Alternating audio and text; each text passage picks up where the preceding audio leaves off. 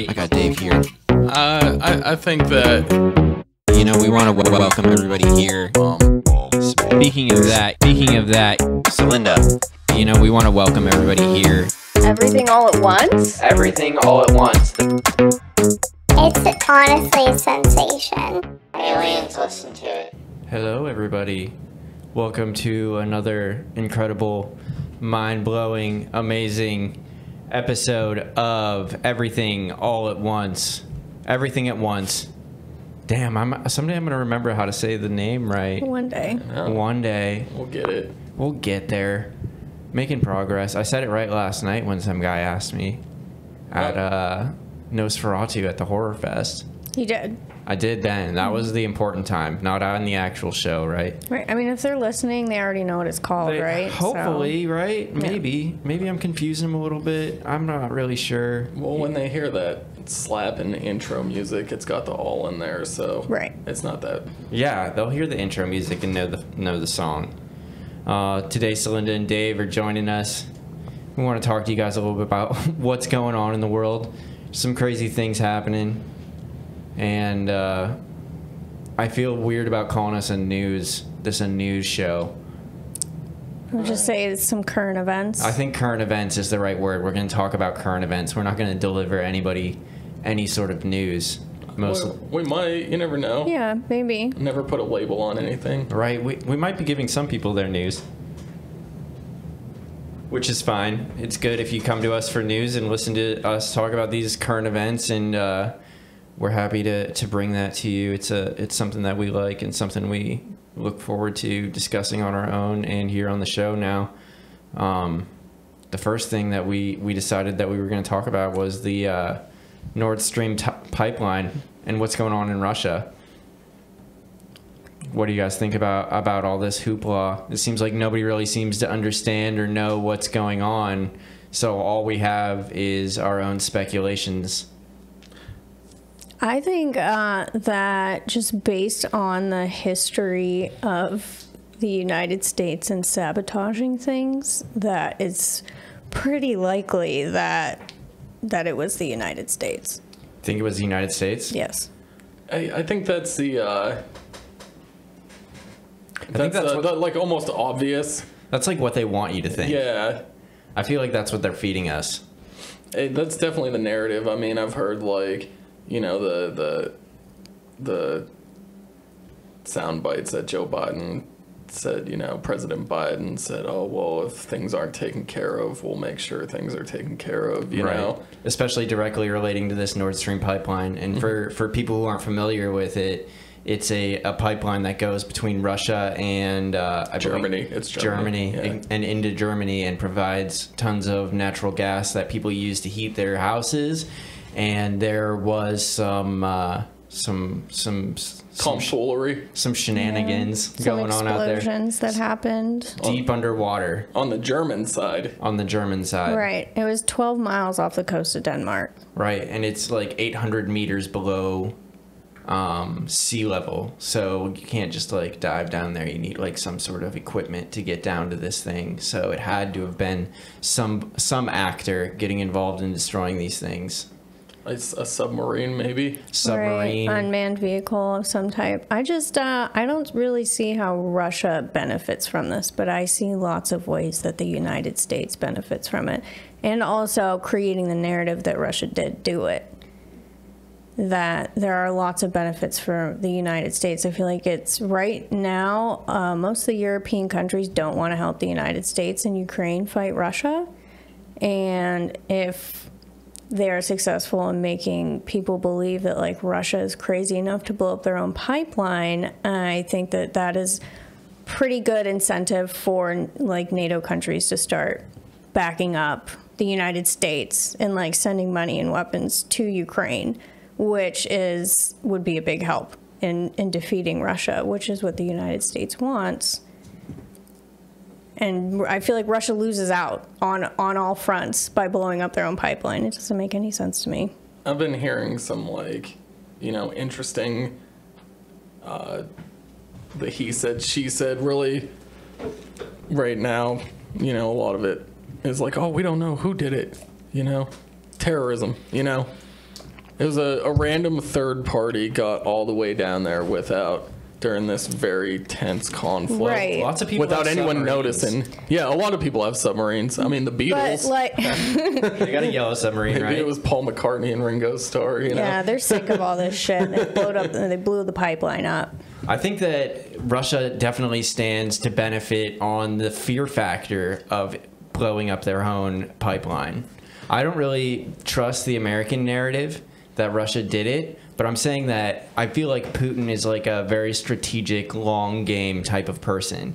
And I feel like by showing people that this could potentially happen, and it could be America, it could be some other actor, it could be whoever, but regardless of who does it, Germany and the rest of Europe is in a huge bind right now as far as getting the resources they need to heat their homes through the winter. And I think that Putin, like, the way that Russians have worked in the past is through sacrifice. Like, that's how they won World War II. It wasn't because they had superior military strength or superior weapons or anything like that. It was just that they sent wave after wave after wave of hundreds of thousands of Russian soldiers at this problem. And I think that the Russians are used to a little bit of a, not a little bit, but like a major sacrifice in order to reach some sort of long-term goal. Yeah, but I wonder if, like, how it makes sense to them, because that pipeline kind of made, like, Germany, these Nordic countries, somewhat rely on them Right. for Exactly. these resources. Exactly. So now they'll be getting these resources from, I'd assume, a country or a territory that is NATO-backed. So that gives less inclination for these countries to not want to get involved, you know? Because I think the idea from a humanitarian standpoint of watching, you know, one country just go in and just level and destroy another country kind of hits you in the feels a little bit, I guess, Yeah. you know? Right. But I mean, it's clearly not hitting these countries that the United States wants to help enough in the feels. That's what I mean. Like, they needed something to spur these countries on. And I feel like this is something that they could really use. Whereas if the pipeline wasn't blown up, Russia still has the same leverage because they had already been sending less natural gas through that pipeline since the start of the war. But they could be like, well, if you guys don't help Ukraine, maybe we'll give you some more natural gas. But now that they blew the pipeline up, that's not really an option. No. But they are already invested in this pipeline from Russia, and by Russia showing what could happen, or what could continue to happen, I feel like they're putting a lot of pressure on these other nations to scramble and to get this natural fuel. And I think what they're hoping is that they're unable to find these resources or shore up these resources, or the economic damage is too high for them to be willing to put forth the effort to get these resources from somewhere else. But they won't be able to transport those resources without the pipeline. Right, and they're showing, and by destroying the pipeline now, they're showing that this could, because right now it seems repairable. It seems like they have an idea of how they want to fix it, and they're able to fix it with these clamps and stuff like that. But by completely shutting it off permanently for an extended period of time, they're impeding a lot more financial and economic damage to these countries than if they're able to repair it and get it working again. See, I think it would be like an interesting turn. I could see what you're saying, and it has logic to it, but I wonder if that's such a big difference from how this conflict has been handled by Russia. Like, up until this point, Russia hasn't been beating around the bush or doing things sneakily. They're like, Right. okay, if you don't do this, we're gonna attack. Then they attack. Okay, if you do this, then we're gonna, bomb this city. We're not gonna spare civilians. We're gonna level this area. We're gonna take this nuclear power plant. We don't give a fuck if it explodes, and then they just do it. Right. They've been very straightforward about everything. Right. So I wonder, it would just be confusing to me that But- they would put in a twist where they just don't do it like a strong arm style. I feel like you're underestimating KGB intelligence and stuff like that too. Russia is a notoriously sneaky country as far as like espionage and stuff like that. Like there were tons of. So is America. Yeah. I mean, Right, yeah, I was going to say, America's equally we both are sneaky and terrible. But I wouldn't put them doing some more covert or some more secrety, like not clearly motivated things in their plans of attack. But to like go along with, if we follow your logic, wouldn't it be better for them to be like, yeah, we did blow up this pipeline, motherfuckers, and if you back up Ukraine, we're gonna do worse, or we're not gonna turn it back on, instead of them being like, no, we had nothing to do with this. Yeah, this wasn't us. Somebody knows what's going on, though. I wonder if, and hopefully this doesn't get us taken off the interwebs, but the social medias and all that, but what we haven't talked about an Illuminati New World Order type of thing here. No, not at all. That transcends. That's definitely an option. The countries, like the advanced political theater where it's just like they're controlling the world, not just the countries in it. Well, and so another interesting thing that has come out recently that leads me more to believe that the United States did this is very early on when Russia invaded Ukraine, there were peace talks between Zelensky and Putin, and they were actually very close to signing a peace deal. They actually had the whole outline for it and everything, and the Ukrainian government was obviously working with the United States government on this, and they sent Boris Johnson to the Ukraine to tell Zelensky, do not under any circumstances accept this peace deal. Like, we are not ready for this war to be over. And this is information that's just leaked recently, so there was an opportunity for this war to end way earlier, and the United States very clearly intervened and said, we are not ready for this to be done. So it seems to me like the United States wants to prolong this conflict, and blowing up the pipeline would definitely do that. I wonder if that's why Boris Johnson, I mean, I know there was other reasons, but I wonder if that was a heavy factor in him resigning from his prime minister position over in the United Kingdom. Just this whole, Britain's like middleman spot in this conflict. Yeah, I think that definitely could have been a factor. And I guess what my question to that is, what does America stand to gain by prolonging this war? I mean, I guess there's weapons contracts and billions of dollars just floating around, going all over the place, and tons of money for politicians to scoop up. But it doesn't really seem to me like there's a clear point in prolonging this battle for anybody. I think you just said politicians scooping money up, and I think that's all the reason you need. Honestly, that's all the reason you need. But also, like, the United States and Russia have a very long history of being at odds for a long time, and especially since like Trump and all the Russiagate stuff, like, for years and years now, we have been primed to get into some type of conflict with Russia and have the American public back it up. We've been led to believe that, Russia's interfering in our elections. There was that story that came out that they were going to shut down the electrical grid. And so I just feel like it's the logical next step for the government to take, because this is kind of the path that they have been leading us down for the past like 4, 5, 6 years, that we're just going to go back into, hopefully not another hot war, but at least another Cold War with Russia. I mean, and they are a superpower. Like, Right. they rival the United States, and we don't want that. I think that, I wonder if it even comes down to, like, the satirical image of the United States as Team America World Police, the image of Putin and Russia being able to figure out this conflict and be the victors, the ones who let peace prevail over America, Right. Like, do the Americans want just to, hey, we solved this, Right? not Russia solved it, like, kind of take like the upper hand in this situation. Yeah, you got to make yourselves look good for ending a war or, defeating Russia. Well, and we do want Ukraine as a NATO country.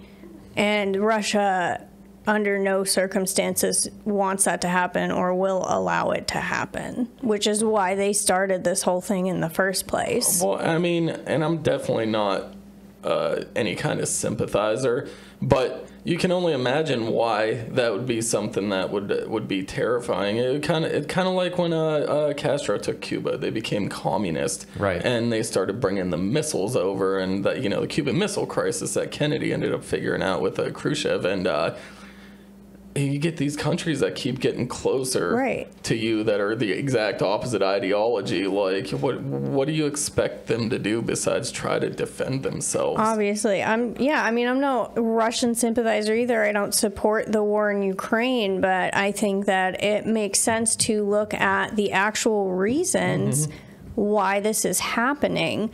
If Ukraine becomes part of NATO, then the United States will put facilities in the Ukraine that will hold United States nuclear weapons, and that will be directly on the border of Russia. That would be like Russia coming into Canada and becoming allies with them and putting their nuclear weapons on the border of Canada. Like, how would the United States react to that? Obviously, they would react, and that's exactly what Russia is doing. I mean, when it comes down to it anyways, nuclear weapon strongholds are just political to gain political advantage until they're not. I mean, hopefully the not doesn't happen, but if they ever get used in any capacity with these big countries, it's just going to be one of those mutually assured destruction type scenarios. 100%. Yeah, it's not going to be good. So it's just like it's a flex until it's the end of the world, you know? Right. We put the nukes there just to be like, ooh, we're big and bad, and this is just another reason not to fuck with us. And right. Until you get like an insane person in office like Trump, who has like no concept of how devastating something like that would actually be and would set off nuclear weapons without a second thought. I mean, because any sane person wouldn't want to end all life, because that would be including their life. Right. You know? Yeah, but I feel like they have a lot of ways to protect themselves from nuclear disaster. Rich people, yeah. I mean, what are you going to do? I mean, obviously they got the underground bunkers, but... And the supplies. And the supplies. But who wants to just be underground for the next... Well, they have decades. Luxury underground bunkers. Yeah, they're not going to be, their lives probably aren't going to change very much. Instead of being above ground in their palace, they're going to be in their giant below ground bunker palace. Yeah. And hopefully it doesn't come to that, but it is concerning, especially like I see the people of Europe really struggling, especially because of all of this, particularly like Germany and our allies and France and Sweden and Norway and everybody that's dependent on Russian oil and natural gas to like heat their homes and fuel their vehicles and make electricity, and it's just a very precarious position for them. I feel like we're quite a bit safer from that situation being across the country and having our own resources, but they I don't know that they have those resources over there to be sufficient. Well, and that's another thing, is that if we take out something like the pipeline, it creates more incentive for European countries to buy those resources from us, even though it's a bigger hassle to ship it across the entire ocean. If they can't get it from Russia, then the United States is a good option for them. I feel like it's a moderate option. I feel like the Middle East and China are probably a lot closer and a lot easier to get those things from. Oh, definitely Right. the Middle East. Well, China too, but definitely the Middle East. That's right there, you know. I mean, I agree. And I just think that like the pressure that the United States is able to apply to these countries is a lot greater than the Middle East or than China could apply. Like, they have a lot more tricks up their sleeve to make it a lot harder for them to go to these other countries. Definitely. They provide, aid and weapons and all these things that the United States puts all around the world. And we could be like, well, if you're not going to buy our natural gas, guess we're not going to give you all that stuff anymore. So to defend yourself from Russia. Right. I think that all of this makes it. The more I think about this stuff, the more I'm cheering for. I'm on Team Musk You know, the Elon to Mars. To Mars, like Team Musk, dude. I think that's only going to be for the rich people, Dave. Well, even if it's just for, he's gonna need artistic folks like us, hopefully. well, he's gonna need laborers. Yeah, that's true. Rich people aren't That's gonna want to true. labor. They'll need some slave labor. Maybe we'll be lucky enough to be their slaves. Hey, if I'm a slave on Mars, that's better than cooking under a fucking nuclear bomb in America. That's I for guess sure. so. And speaking of laborers, have either of you guys seen any of these posts for the Hurricane Ian relief? They're like offering people with like, there's like phone numbers, and they're like $3,500 a week plus room and board and food and all these things to come down to Florida right now to help the cleanup effort. Have you gotten any of those or seen any of those? I have seen them. I haven't gotten any personally. I haven't gotten any personally, but I've seen those ads, and let me tell you what, it is pretty tempting. Oh yeah, $3,500 a week is very It's a good amount of money. life-changing. Even if it's only for like 2 weeks, that definitely changes my overall well-being for quite a while. Is it? I mean, I'd be all about it. Don't get me wrong. I'm a dirty, filthy capitalist. You know, I'm with the best of them. But it's kind of depressing that they don't have enough like Red Cross volunteers or whatever to go down there and just get it taken care of. Right. Yeah. Well, didn't the senator and governor of Florida recently just vote against? Well, so right before Ian hit, there was a bill on the floor of the Senate, in the Florida Senate, to give aid to the state before the hurricane hit. And Matt Gaetz, who is the Republican senator in Florida, voted against giving this aid to his own state. And DeSantis in the past, he didn't vote against this. I mean, he's a governor, so he didn't get to vote on it. But when he was a representative in the House for Florida, when Hurricane Sandy hit, that devastated a lot of the East Coast, and he voted against giving relief funds to any of the states that were hurt by Hurricane Sandy. And now Biden has been touring Florida the past couple of days, and he's out here asking for a couple $1 billion to give relief to Florida now that the hurricane has hit Florida. But like, if it affects anywhere else, fuck those guys. Well, they're so focused on bipartisan agendas, because that's what. Got our man right here looking at, like, he's like, well, I don't know. Maybe we do need that money. I mean, that's the classic politician stance right there. That's with the hands out, like, very inviting. I'm with you, Yeah. Here, we kind of need this money now that we've said no. It's a Maybe you guys can help us out a little bit. Did you guys see the picture of him in the white boots? Did you see the picture of him with Biden talking? He looks like he's about to like blow his brains out in the background. He's like, oh my God, I can't.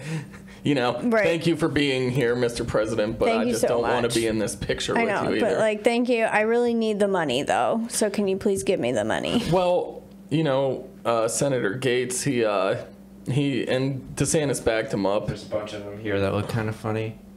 But he specifically said that he was all for Florida relief, but he didn't want any of that extra fat in the bill that could be put towards like liberal agenda type stuff. That's why he voted it down.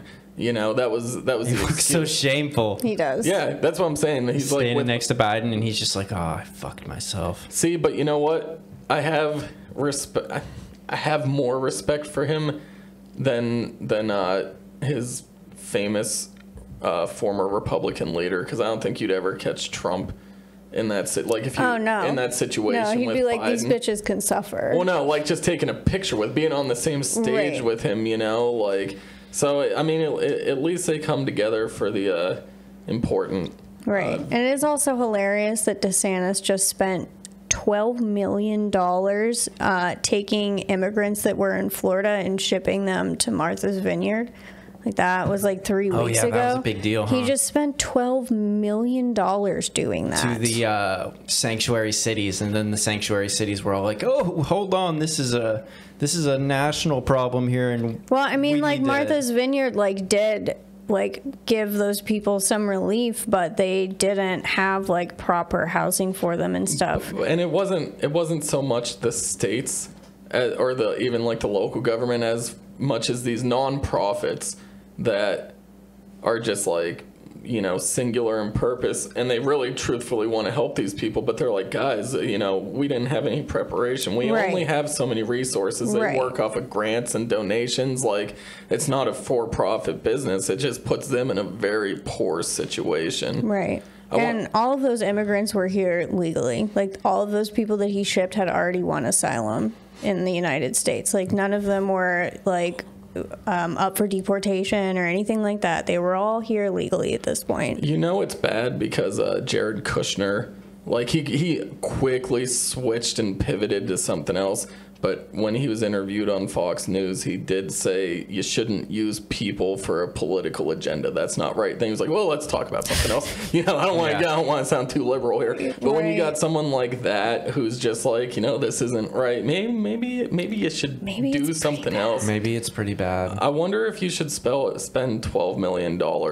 I mean, it would take a lot more than that, but I wonder if that money would be more suited towards, like, I don't know, like environmental protection, since half the state just got destroyed by a hurricane. Yeah, all the toxic waste that are just floating around and out in the streets and whatnot. I don't know how you can ignore. I mean, I don't know That's how what we'd be cleaning up if we went down there, dude. I don't know how you can ignore climate change, though.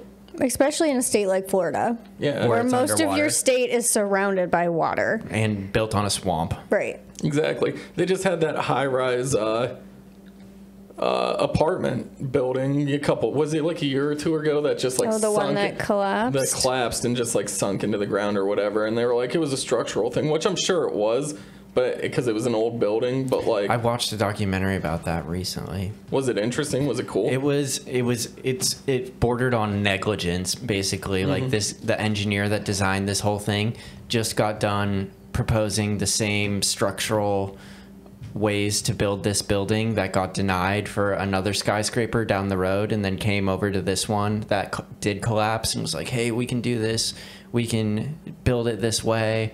And everybody's like, yeah, go for it, man, do it. And then the building collapsed a year later after he got denied on the first building that he tried to build like this. So like, really, it's criminal, basically. I think like criminal negligence and ignorance just going Criminals in Florida? Criminals in Florida. Florida man is out there. Never. And he's trying to get us. Florida. I mean, what about the people that stayed down there?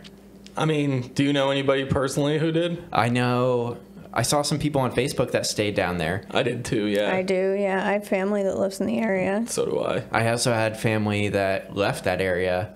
It seemed like a lot of people were taken by surprise because it was expected to stay at like a category 3 or whatever, and then it ramped up to a 4, and then it ramped up to 5 like right before it hit landfall. Right. And just annihilated everything. But you got people out there like waiting for it with American flags on TikTok, like in the rain, like screaming and listening to metal music and Pantera and stuff like that. Like, fuck this storm, we're ready for it down here.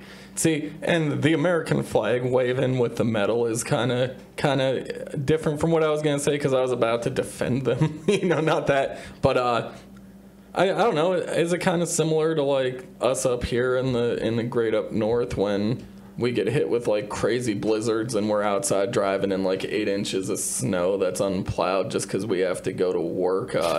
You know, these people every year deal with hurricane season. You know, how many times have you sat around and they're like, oh, we're expecting 8 to 12 inches in 2 days. Okay, I'll believe it when I see it. Right. You know? But Especially I mean, with I snow. just feel like they were under an evacuation order. Like even the governor was like, hey, this is going to be real bad. So you should probably leave. Well, We have those orders too to not drive and stuff. Well, but yeah, I'm out there driving. Fuck them. Yeah, well, the stay-at-home orders, I mean, at the place that I work at, we'll leave it unnamed, but the place where I work at, when they had that big snowfall a few Christmases ago, they put out that you know, order that people didn't have to, you know, stay at home, don't be on the roads. Well, they were getting a hold of people. Hey, could you please come in? You know, we'll pay you extra, or we'll give you some perks. We can't force you to come in because there's a county issued mandate to stay home.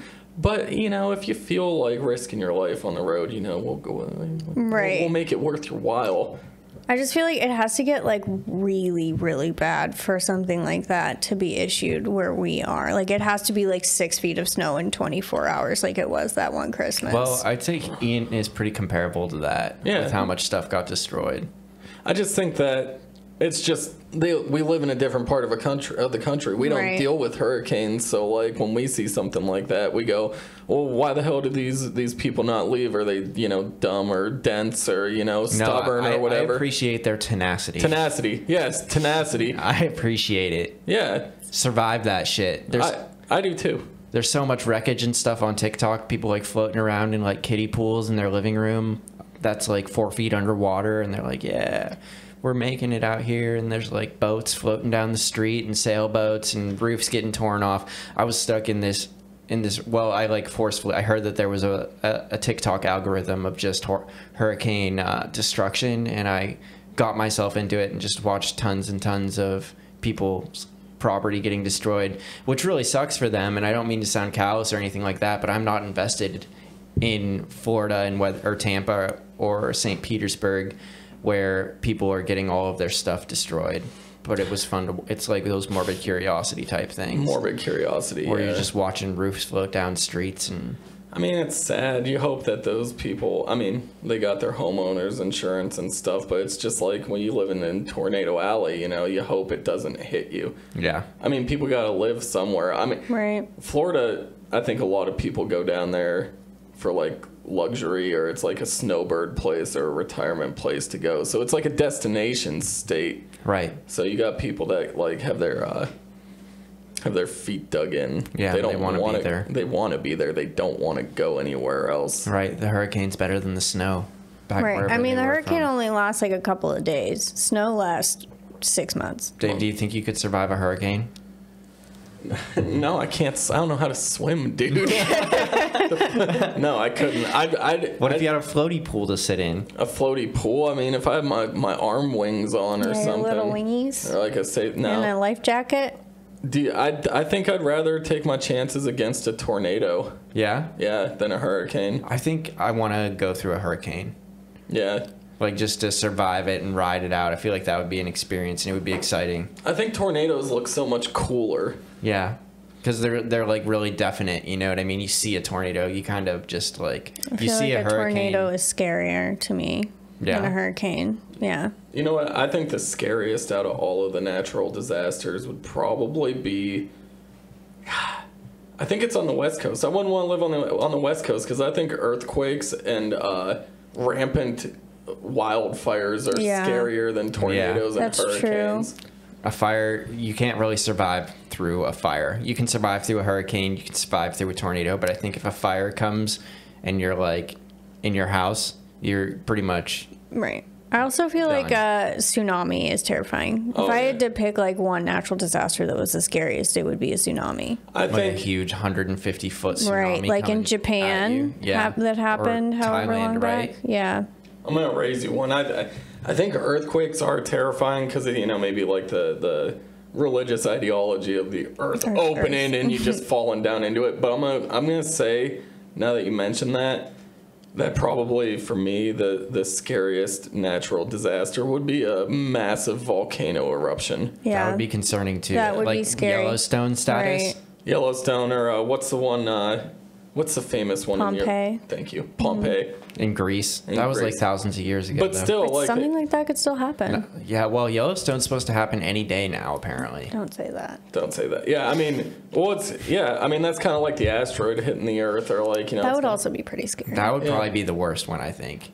Yeah. An asteroid coming, because I feel like a volcano's kind of a surprise, a hurricane's kind of a surprise, tsunami maybe not so much a surprise, but like I feel like you're watching that meteor come closer to the Earth, like you got like days, you know what I mean, where you're just watching it creep closer before you're finally like gone. You know what I mean? As long as Bruce Willis and Ben Affleck are still alive, I'm not scared of. Right, they'll be able to meteors. take that Yeah. asteroid down. I feel like if there wasn't a real asteroid headed to Earth that the governments of the world knew was going to kill us, that they wouldn't tell us.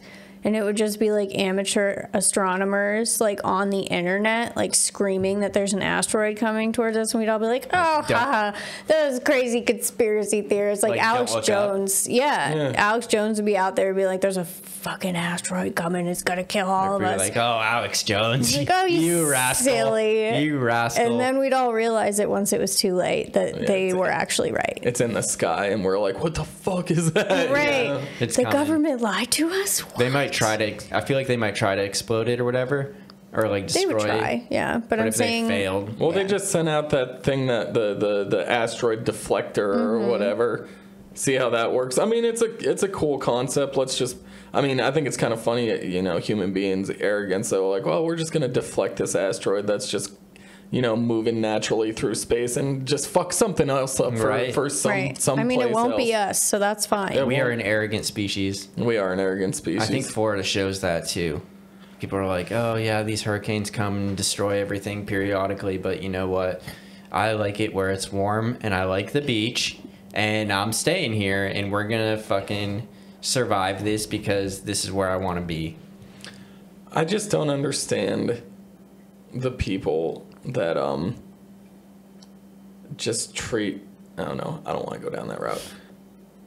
Scratch that thought. I don't want to blast a whole half a country, but I do think it's interesting how people sit on a high horse, and like especially the further south you go in Florida, like down near like the Miami Beach area, it's just like they're better than everybody else, kind of like a California thing too, or a Texas thing, where it's just like they're just better than everybody. I guess New York does it too, but these big populated areas where they're just instantly better than everyone else because they live there, because they live in this destination where it's either beautiful or something. Big things happen constantly. Well, it's funny because when you're in Miami, people that live in Miami will actually tell you, like, Miami is not Florida. Miami is Miami, and the rest of Florida is Florida. Like, do not lump us in with Florida. We're not Florida. We are not Florida. That's what people in Miami would tell you. I feel like people from New York City would say the same thing about New York, but in reality... New York City is a lot different than the rest of New York. Right. Oh, yeah, definitely. So maybe there's some validity to that, even though it might sound like super egotistical. Yeah, I mean, everybody has like pride in where they're from, and nobody wants to leave. They want to stay there. They've been there their whole lives, and they represent it. You know what I mean? At least when you're from somewhere that's cool, like Miami or like Austin or Los Angeles or New York City. You represent that shit. Get that tattooed on your body. Right. Or if you're, like our episode we did the other day, if you're within 2 hours of it, you can rep that as your city. Right. Yeah, right. You can say you're from there. From Chicago. With all the illegals. I know for me, if I'm far out of this area and someone, you from Erie, where are you from, Erie? I don't know where that is. I'll just say it's close to Cleveland or it's close to Pittsburgh. Yeah. Just because it's easier that way. I just say by the lake. By the lake. Yeah. Lake Erie? No. Yeah. Sorry. I didn't pass 5th grade geography when we learned the Great Lakes. I was too busy in the streets. In the streets? No. Streets are a dangerous place right now in Florida. Oh, I could imagine. Well, they're canals. Streets are a dangerous place in major cities right now. Yeah. For Islamic people. Maybe it's not dangerous for them, but there's all these protests going on lately from this girl that got her head bashed in by the morality police in Iran. And there have been protests popping up all over Washington, D.C., New York City, California. A lot of major metropolitan areas are very upset by this. This happened. Oh, sorry. I was just going to say, for people that don't know what the story is, a couple of weeks ago, there was I believe she was 23 years old. Her name was Masa Amini. There is in Iran is actually called the guidance police, but what everybody else is called the morality police. She had some of her hair coming out of her hijab. And these guys basically just walk around the streets of Iran and police people's dress code and how they're acting. And they are supposed to take them to classes to teach them how to be a better Muslim. And they arrested this girl for having some of her hair showing. supposedly beat her very badly. She collapsed in the police station and then died a few hours later. And I mean, she was a healthy 20-something-year-old woman. So people in Iran are sick of it, and there have been a ton of protests, women, you know, burning their hijabs and cutting their hair off, which is a very big deal in a place like Iran, and has gained like international eyes because of how big it's become there and how upset people are about it. There was this one caught traction. I remember a few years ago when I was as a student working as a sports editor on the Bear and Beacon, I wrote a piece because there was a woman who was going to soccer matches in Iran where I don't know if it was just like the local club or if it was national law, but women weren't allowed to go and be in the stands and cheer. It was all men. And she was dressed up as a man. Well, she got caught and she got sentenced to death. Right. You know, so it's not the first time Iran has done Iran has been in this kind of a place for doing something similar to this. Well, and they're out there in the streets of Iran killing a lot of these protesters. Like, they've had public hangings for some of these people that are out in the streets protesting. I mean, they're just indiscriminately killing them. When do you think they're going to have enough? That's tough because you marry religion to politics. I mean, I guess maybe it's more, like you said, like the morality. What was the word? The guidance. They call it the guidance police, but I feel like there's certain like ways you can translate, you know, foreign words. So it could be translated as morality police. But I watched an interview with a woman who lives in Iran and is inside of Iran right now. And she just said, like, it's technically the guidance police because they're supposed to guide you to be a better Muslim. But morality police sounds better than our narrative, you know? Yeah, guidance, morality. I mean, I think it's a huge difference, but I think the only difference is that, you know, we're a Christian country. Right. We just don't have a form of guidance police over here. Not yet. Not yet. Hopefully they're not coming. Or else we're all going away, dude, for what we're saying in podcasting down here. If we did this in Iran, we'd have to be in a secret underground bunker and move from place to place and hide. I think that the subjugation to violence of anybody is wrong. That's my personal belief. I don't know enough about the specific religion to speak on that. I would say that murdering somebody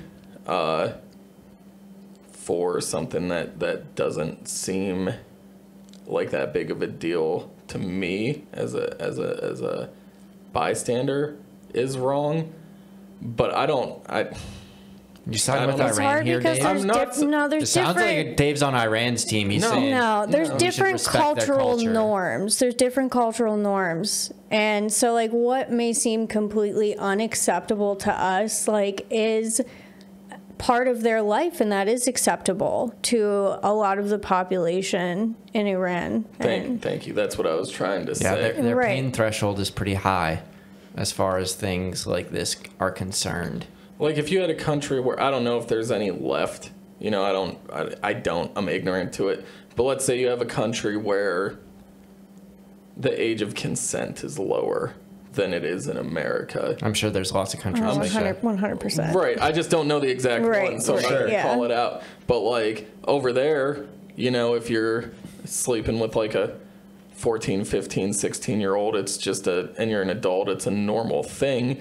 But over here, it's something that you get dragged over the coals, send them to the, the gas chamber, whatever type thing. Now, since I've grown up in America, and just from a human biology side, I can understand that people like that aren't grown.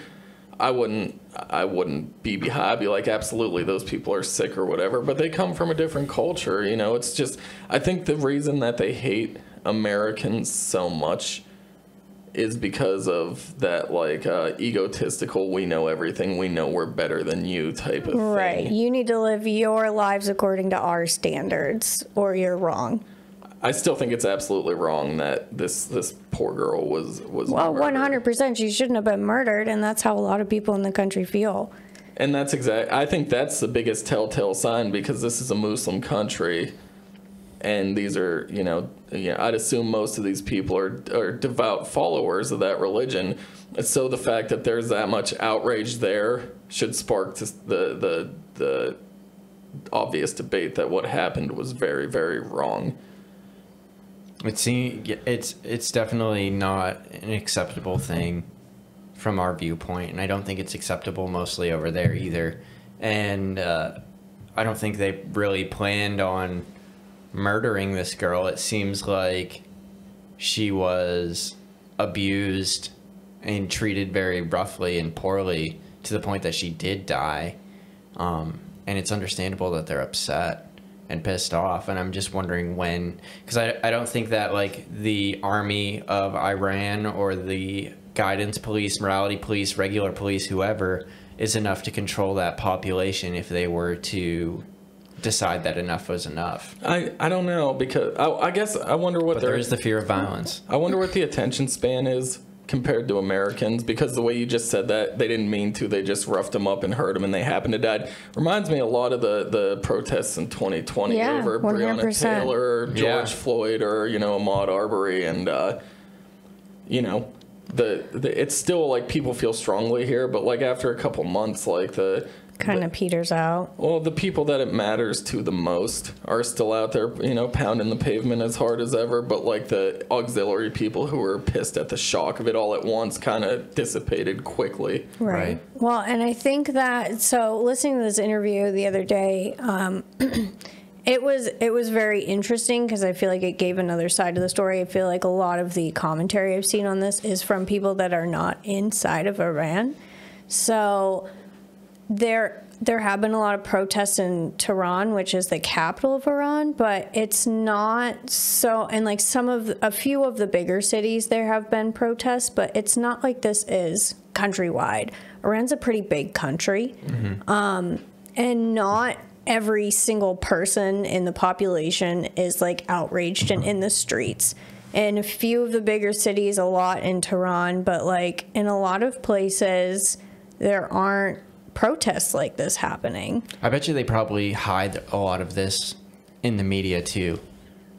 It's probably not published in the papers in Iran that like this girl was killed for having her hair stick out of her hijab. Or maybe, I mean, I don't know. I'd have to find a newspaper from there, but since it's something that would be justifiable, from the people in power. Right. They might put it out there in a way that, like, yeah, if you don't listen to us, this is what's going to happen to you. Going to happen. Right. I mean, I think we have different views of like what laws are unjust too. Like, I would find that to be a very unjust law just to be arrested for that. But over there, if she would have been arrested, maybe roughed up because she was resisting or something, but if she would have been arrested, it probably wouldn't even, I'm sure it wouldn't be a worldwide story. I mean, and in theory, what was actually supposed to happen was they were supposed to take her to like some center, and she was supposed to go to like this class for a few hours to like teach her how to dress modestly.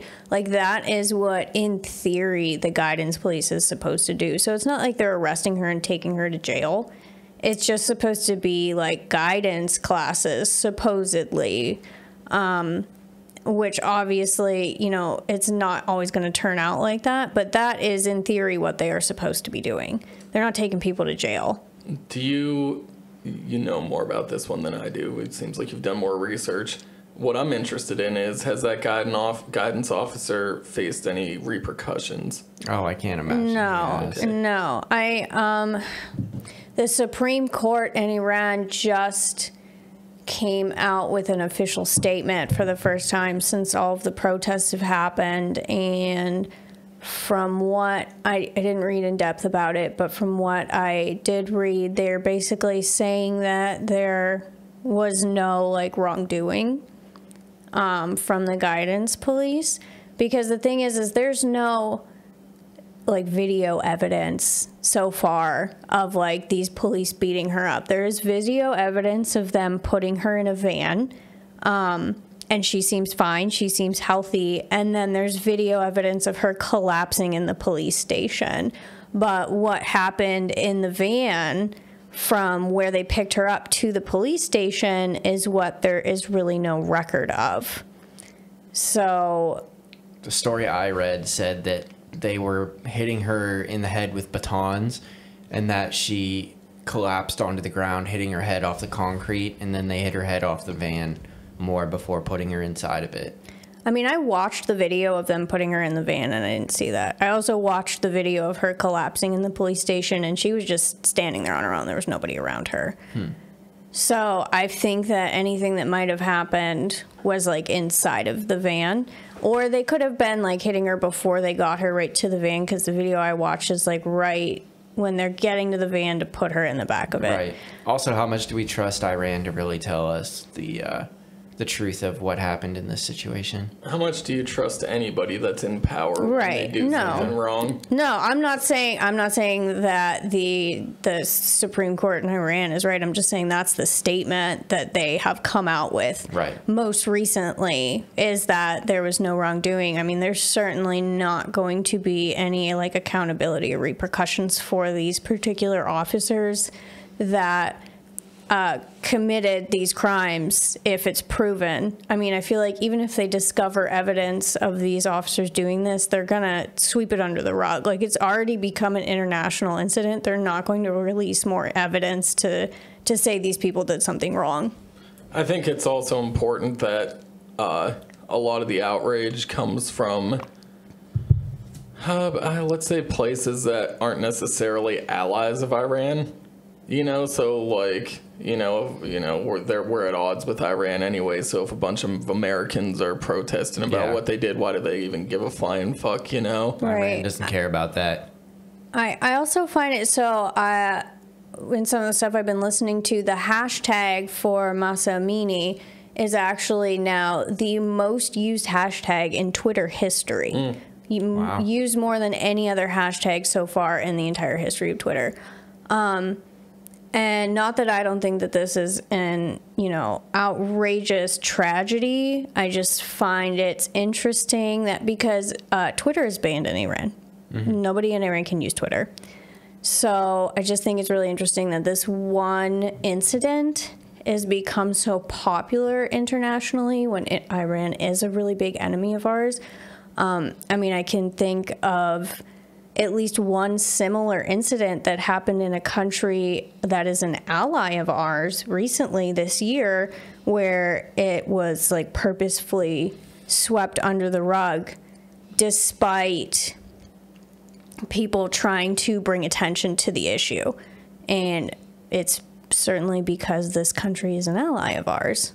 So it's just very interesting to me that this particular incident, although it is a tragedy, is getting all of the attention that it is. Yeah, it's I'm sure, the fact that it comes from a blood enemy, a sworn enemy of freedom and democracy, that it was able to, flourish and, right. The free social media is, I guess it makes sense that it's the most trending of all time. I mean, Islam is the biggest religion in the world, so it would definitely be an interest piece to a larger worldwide audience than other things, I'm sure. Right. Well, and you can never let a good tragedy go to waste, It's Gotta sell them newspapers. Right. I mean, it's true, though. You hate it, but people are, like you said, people are drawn with the Ian thing. People are drawn to the sad, the unfortunate, the gory, the, train wreck that you can't look away from. Hey, people get more drawn into that than a nice picture of a sunset, of a Good Samaritan story. It's absolutely true. It's very sad, very tragic. And to lighten up the mood, I want to read these letters really quick from Trump to no, these ones are Kim Jong-un to Trump. They've been translated and they've been released, so we're going to check those out really quick. And I'm excited. all right. These are some very poignant pieces of literature. This first one is from December 25th from Kim Jong-un to Trump. Your Excellency, it has been 200 days since the historic DPRK-US summit in Singapore this past June, and the year is now almost coming to an end. Even now, I cannot forget that moment of history when I firmly held Your Excellency's hand at that beautiful and sacred location as the whole world watched with great interest and hope to relive the honor of that day. As I mentioned at that time, I feel very honored to have established an excellent relationship with a person as such as Your Excellency. I have already instructed my closest and most trusted colleagues and the relevant organs to speed up the preparations for holding a second DPRK-US summit, and am prepared to achieve good results with Your Excellency during the next meeting. Nevertheless, what worries me is that it may not reflect positively on us should both sides appear to stubbornly insist on our respective positions regarding the location of the summit. It could also result in wasting a lot of time. Therefore, my position is to urgently hold senior-level contact between the DPRK and the U.S. to internally, translators note privately, discuss and coordinate issues regarding the location. I hope that Your Excellency will once again demonstrate great decisiveness and excellent leadership to accomplish the results in the second DPRK summit. I wholeheartedly hope that the things that Your Excellency seeks to achieve will come to great fruition. I wish the Honorable First Lady, your family, and those close to you good health, happiness, and great success. If you didn't tell me who that was, I would think that was like some Charlotte Bronte or something. Right. One of the Bronte sisters. It's like very romantic. Yeah, I'd be like, He misses him. Is this like Wuthering Heights? Is this an Emily Bronte passage? It was beautiful. He's really romanticizing that handshake that they shared in Singapore too. Yeah. I feel Trump clearly had a very deep impact on Kim Jong-un. that's right. And do we think it's a good impact or a bad impact? I mean, it was probably. I'd imagine that it was good. I don't know. What's your definition of good? Something that keeps our interests, my personal interests in safety. Can I read the second one? Yeah. Okay. So this one was on June 10th, 2019. Your Excellency, Mr. President, I am writing this letter to you as we are nearing the first anniversary of our meeting in Singapore on June 12th, the historic moment of great significance that captured the attention of the world and left an imprint still indelible in my memory, as well as to congratulate you on your birthday, which is just days away. I take it as a great honor to be able to send such a letter to Your Excellency. I extend my sincere and warm regards to Your Excellency on this occasion of your birthday. My regards also to the First Lady and the rest of your family and all your people. And I wish everyone good health and happiness and hope that everyone's dream will become a beautiful reality. Like in the brief time we had together a year ago in Singapore, every minute we shared 103 days ago in Hanoi was also a moment of glory that remains a precious memory. Such a precious memory that I have in my unwavering respect for you will provide impetus for me to take my steps when we walk toward each other again someday in the future. I also believe that the deep and special friendship between us will work as a magical force that leads the progress of the DPRK-US relations, clearing all the hurdles we face in the process of bringing about the developments we seek to achieve. Your Excellency, Mr. President, I still respect and lay my hopes on the will and determination that you showed in our first meeting to resolve the issue of our unique style that nobody had ever tried, and to write a new history. Today's reality is that without a new approach and the courage it takes, the prospects for resolution of the issue will only be bleak. I believe the one day will come sooner or later when we will sit down together to make great things happen, with the will to give another chance to our mutual trust. Such a day should come again. It may well be recorded as yet another fantastic moment in history. I assure Your Excellency that my respect for you will never change. Happy birthday once again, Your Excellency. I hope Your Excellency will always be in good health and achieve success in your work. I extend my best wishes on behalf of my family to the First Lady and the rest of your family. Sincerely yours, Kim Jong-un. Oh, well, all I have to say about that is Hamlet who? That's the best soliloquy I've ever heard in my fucking life. It was pretty beautiful. I shed a tear. You couldn't see it, I don't think. I had to pull my hood up. Right. Right. You got to hide those things. I feel like Trump can't appreciate the beauty that was in that letter to him. You know what I mean? I feel like this translator is a borderline genius. I mean, he just translated Kim Jong-un's beautiful words, you know? Right. He probably has to be a genius so he doesn't get, disappear. Right. It's quite incredible. It really seems like Kim Jong-un truly wants to emphasize his deep and unwavering respect for His Excellency, the President, I feel like he did that pretty well. Donald Trump. Your Excellency. The only image that I have is that he speaks exactly the way that Donald Trump does, but imagine Donald Trump the way he speaks, and a translator to North Korean makes it sound exactly like how Oh that my God, letter is. right? That's Yeah. the image I'm getting, and that just brings a smile. I just want to know if this translator is from North Korea or if he's American. Because I feel like if he's from North Korea, then he really has to translate the shit out of this letter. I to feel make it like the sound really translator that made it into English is probably an American. good. Probably. But does he still have a deep and unwavering respect for the almighty leader of North Korea? I mean, just because he can speak Korean doesn't mean he's from North Korea. No, I guess not. I don't know if they speak different language in North Korea versus South Korea. I mean, I'm sure there's different dialects, but they both speak Korean. Yeah. Either way, we hope you all enjoyed that. And we hope you guys enjoyed the love show. letters. The beautiful love letters between Kim Jong-un and His Excellency, the greatest president, Donald Trump. Thank you, everybody. Good night.